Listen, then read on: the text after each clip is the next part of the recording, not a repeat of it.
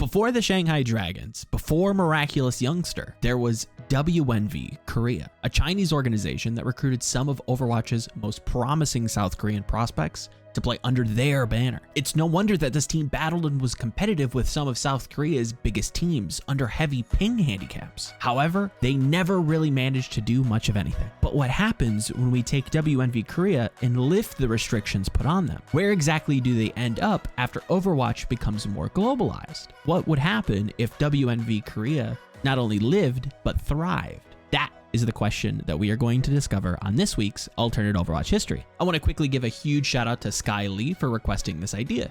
wNv Korea is an enigmatic team that not too many people remember, to be fair. This should be a fun trip down memory lane to try and figure out where exactly this extremely promising team might sit in the many eras of Overwatch.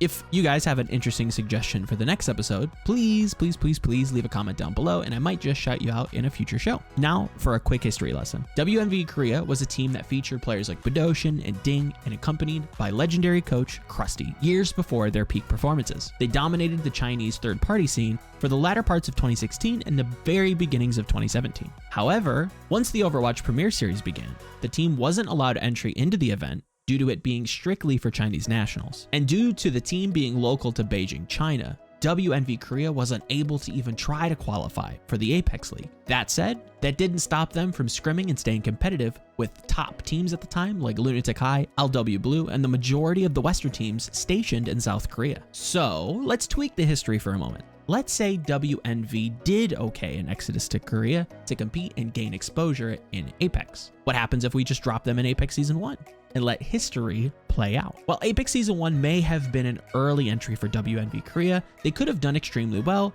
and at their peak could have challenged Envious for the inaugural title. wNv Korea would have ended their season very analogous to Kongdu Untian Season 1, advancing past the quarterfinals of these, giving the eventual champions Envious a run for their money, but ultimately finishing 4th. With Krusty's leadership and the gems that this roster has, the core of wNv Korea could have taken the support and resources a team like Conbox received and doubled the return. So in this scenario, let's assume as much. Let's assume that wNv drops its Chinese team and doubles down on its Korean stars, giving Krusty a small budget to procure additional players.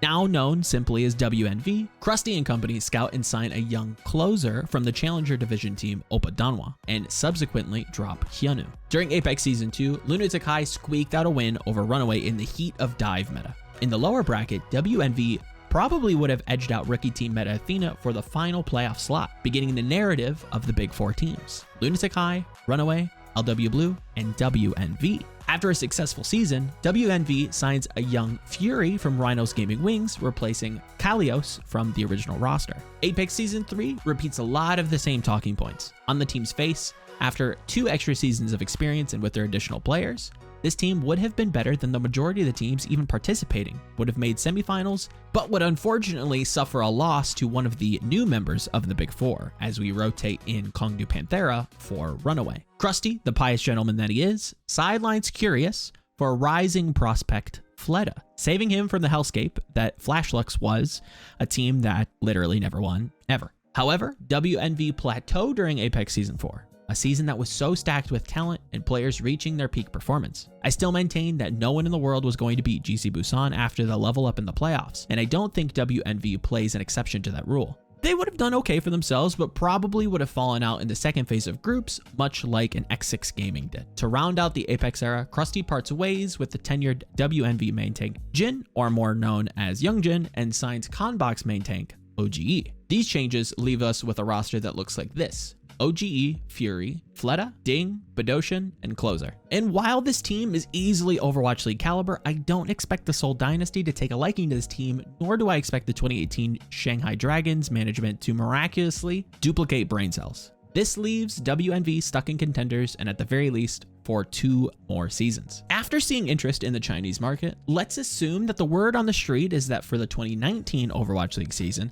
there will be additional Chinese franchises entering the league, which obviously we know is true. With this information, wNv recalls their team back to China to better market and showcase their talent against a backdrop of the many lower Chinese teams. In the Contenders era of 2018, for Season 1 and Season 2 in the Chinese market doesn't field much in the way of competition for the returning wNv. Most of their time is spent on streaming and building out their brand in China in hopes to finding a ticket to the Overwatch League. In 2018 Season 1, they defeat LGD Gaming in the lower side of the semifinals and meet Lucky Future Zenith in the finals. To me, the winner doesn't matter all that much. Both teams are explosive and great, and there's no winners because everyone wins in my fantastic world. However, OGE is whisked away to assist the LA Gladiators, and Gusha is scouted after his promising performance on LGD Gaming and to better tie the team to China. wNv continues to perform 90% of the competition in China and grow to be siblings with Lucky Future at the top of the mountain.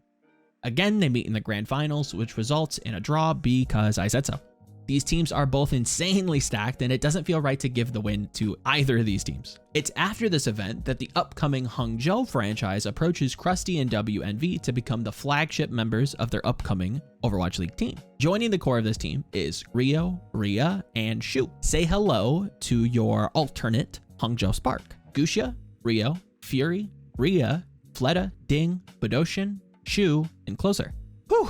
Now to finally answer Skylee's question, how good would wNv Korea do in the Overwatch League after all of these strange twists and turns? I think they do pretty well for themselves and probably replace the Spark at around 4th or 5th during the 2019 season. Now if we were to take wNv as they stood way back when in 2016 and put them in the Overwatch League, I'm afraid to say they probably wouldn't do all that great. I think they probably still would be better than some of the teams, but I think this gives you more of an idea of how this team could have actually lived and thrived throughout the years. This roster can pilot goats well enough to float them until stage 3, where they can take a stab at the many multi-DPS compositions that were floating around at the time. Now, this is a team that would do well for themselves in the double shield meta in the playoffs. There, they would probably finish somewhere between 3rd and 4th, I'd guess. I seriously cannot speak highly enough of this team, especially with Krusty as its acting head coach. But where are your heads at? Do you think wNv's history would have played out the same way? Do you think this fictitious roster would have done well in the Overwatch League?